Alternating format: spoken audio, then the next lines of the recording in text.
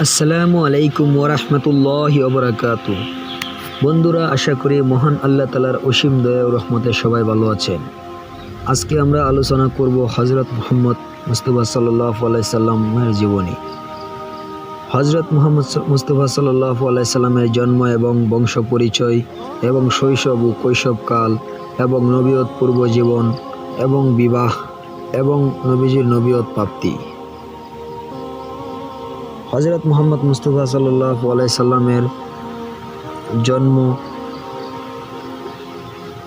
হজরত মুহাম্মদ সাল্লাল্লাহু আলাইহি সাল্লাম বর্তমান সৌদি আরবের অবস্থিত মক্কা নগরীর কুরাইশ গোত্রের বনি হাশিম বংশে জন্মগ্রহণ করেন।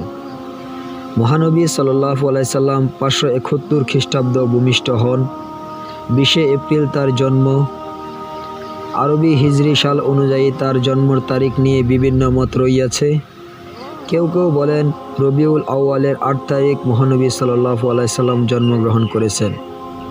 অধিকাংশ হাদিস একে বিশুদ্ধ বলেছেন।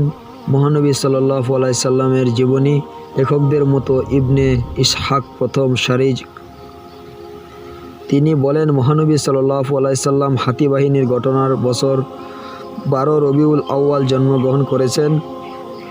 সিরাত ইবনে হিশাম খণ্ড 1 পৃষ্ঠা 158।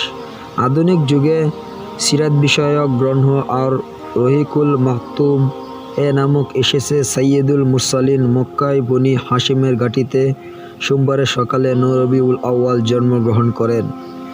যে বছরে হাতির ঘটনা ঘটে সে বছরে পারস্য দেশের বাদশাহ আনুশিরওয়ার ক্ষমতা গ্রহণের 40 বছর পূর্ণ হয়। আর রহিকুল মাকতুম খণ্ড 1 পৃষ্ঠা 45। তফসিরে মাসারিফুল কুরআন প্রণেতা মুফতি মোহাম্মদ শফি রহমতুল্লাহ আলাই মোহাম্মদ নবী সাল্লাল্লাহু আলাইহি সাল্লামের জন্মের তারিখ সম্পর্কে আরও কিছু অভিমত উল্লেখ করেছেন। তিনি লিখেছেন, এ বিষয়ে সবাই একমত যে নবী করিম সাল্লাল্লাহু আলাইহি সাল্লামের জন্ম রবিউল আউয়াল মাসের সোমবার দিন হয়েছিল, কিন্তু তারিখ নির্ধারণে 4টি বর্ণনা প্রসিদ্ধ আছে: 2 এবং 8 এবং 10 ও 12 রবিউল আউয়াল।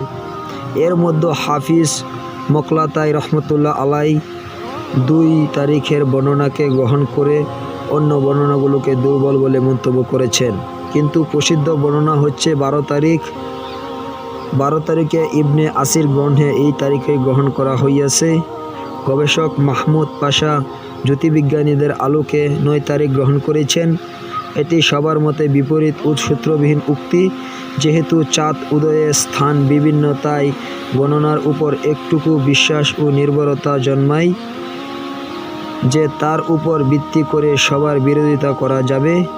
মুফতি মুহাম্মদ শফি সিরাতে খাতামুল আম্বিয়া ইসলামিয়া কুতুবখানা, ঢাকা, 1996 পৃষ্ঠা 17। মহানবী হজরত মুহাম্মদ সাল্লাল্লাহু আলাইহি সাল্লামের জন্মের তারিখ নিয়ে বিতর্ক থাকলেও দিন হিসাবে সোমবার সম্পর্কে কেন মতভেদ নেই, কারণ জীবনচরিত রসিয়তার একমাত্র যে রবিউল আউয়াল মাসের 8 থেকে 12 তারিখের মধ্যে সোমবার দিন নবী মুহাম্মদ সাল্লাল্লাহু আলাইহি সাল্লামের জন্ম। এই সোমবার 8 অথবা 9 কিংবা 12 এতটুকুতেই হিসাবের পার্থক্য রয়েছে মাত্র। ইসলামের বিশ্বকোষ ইসলামিক ফাউন্ডেশন, বাংলাদেশ। মহানবী হজরত মুহাম্মদ মুস্তাফা সাল্লাল্লাহু আলাইহি সাল্লামের বংশ পরিচয়। ইব্রাহিম আলাইহিস সালামের 2 পুত্র ছিলেন, ইসমাইল ও ইসহাক। ইসমাইলের মা ছিলেন বিবি হাজেরা এবং ইসহাকের মা ছিলেন বিবি সারা। ইব্রাহিম আলাইহিস সালামের কনিষ্ঠ পুত্র ইসহাক আলাইহিস সালামের বংশধর অর্থাৎ বনু ইসমাইল, যাদের সর্বশেষ নবী ছিলেন হজরত ঈসা আলাইহিস সালাম। অন্যদিকে হজরত ইব্রাহিম আলাইহিস সালামের শ্রেষ্ঠ পুত্র ইসমাইল আলাইহিস সালামের বংশ একজন মাত্র নবীর জন্ম হয় এবং তিনি হলেন সর্বশ্রেষ্ঠ নবী হজরত মুহাম্মদ সাল্লাল্লাহু আলাইহি সাল্লাম। ফলে আদম আলাইহিস সালাম যেমন ছিলেন মানবজাতির আদি পিতা, নূহ আলাইহিস সালাম ছিলেন মানবজাতির দ্বিতীয় পিতা, তেমনি ইব্রাহিম আলাইহিস সালাম ছিলেন তার পরবর্তী সকল নবী ও তাদের অনুসারীর উম্মতের মুসলিমের পিতা। হজ 22:78। কুরআনে বর্ণিত 25 জন নবীর মধ্যে আদম, নূহ, ইদ্রিস ও মুহাম্মদ সাল্লাল্লাহু আলাইহি সাল্লামের বাদে বাকি নবী ছিলেন বনু ইসমাইল এবং একমাত্র মুহাম্মদ হলেন বনু ইসমাইল। তিনি মক্কার কুরাইশের বংশ শ্রেষ্ঠ শাখা হাশিমি গোত্রে জন্মগ্রহণ করেন। তার পিতার নাম ছিল আবদুল্লাহ, মাতার নাম ছিল আমেনা, দাদার নাম আব্দুল মুতালিব, দাদির নাম ফাতেমা, নানার নাম ওয়াহাব, নানির নাম বাররাহ। নানার বংশসূত্র রাসূলের অদ্যবতনা দাদা কিলাবের সাথে এমন নানির বংশসূত্র কুসাইয়ের সাথে যুক্ত হইয়াছে। নানা ওহাব বনু জুহরা গোত্রের সর্দার ছিলেন। দাদার হাশিমি গোত্র ও নানার জুহরা গোত্র কুরাইশের বংশের দুই বৃহৎ ও সম্বর্ধনা গোত্র হিসাবে প্রসিদ্ধ হয়।